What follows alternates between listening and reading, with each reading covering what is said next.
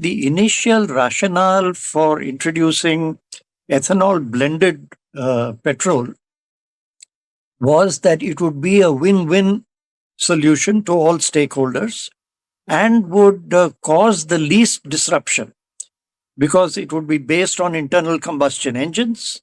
So no major modifications in automobiles were called for. It would use the same supply chain for fuel as already exists, fuel pumps, etc. And the consumer will not feel the difference.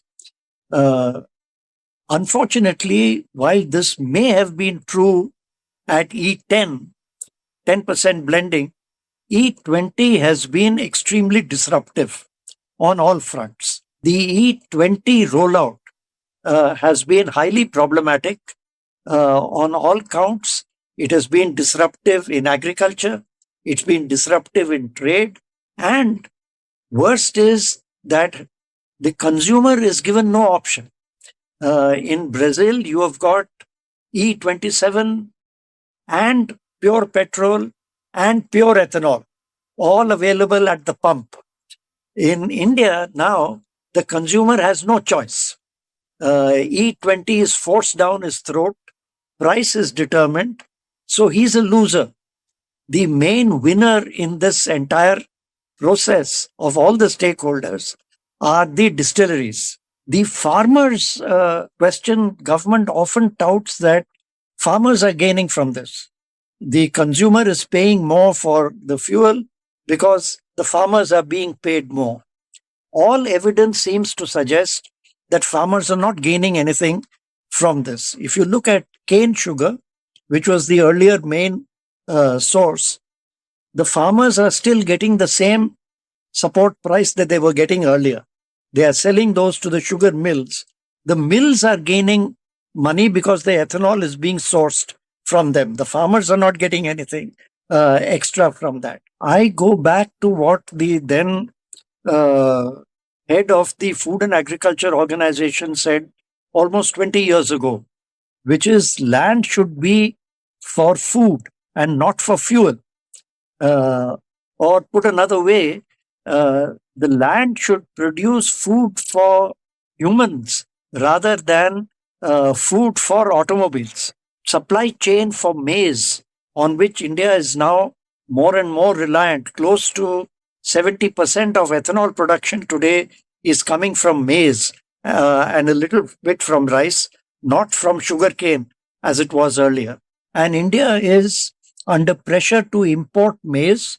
And in the talks going on with the US is putting pressure on India to import GM corn from the US, which currently under Indian law is prohibited. But discussions seem to be in the direction of, can India import GM corn just for the ethanol supply chain, which I think under Indian conditions, with very poor regulations, very poor monitoring, it's going to be impossible to keep the GM corn segregated from the rest of the food chain. So I think that's a very dangerous, slippery slope down which we can go. But the other side, the flip side of this is E20 rollout has frankly been counterproductive and is not sustainable even in the medium term, forget about the long term. So if I were in government or Niti Aayog or whoever is the planning sort of think tank on this, I would seriously consider a rollback of E20, because E20 is proving to be too disruptive on too many fronts. It's disruptive in agriculture, it's disruptive with regard to automobile technologies, it's proving to be a problem for automobile owners, 70% of whom in Delhi, for example, or the rest of the country, use vehicles made before 2023, which are not compliant with E20 alcohol, and so are, in a sense, victims of this policy, and involuntary victims. They are compelled to be victims of this with no way out. The antitrust law was invoked regarding ethanol way back during the E10 rollout, when there was complaints filed by the potable ethanol industry, that's use of ethanol for your alcoholic beverages as well as for industrial alcohol. They argued that administered prices for ethanol from government is violative of the antitrust provisions. This was taken up by the Competition Commission of India.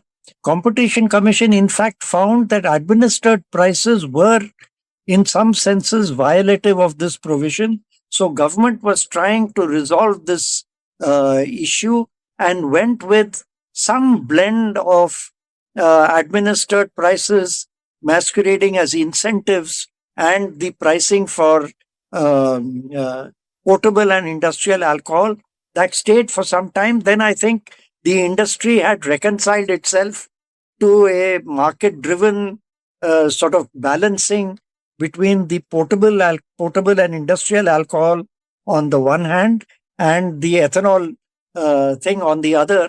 And gradually the E10 policy pushed the supply chain in ethanol in the sugarcane industry from molasses towards ethanol.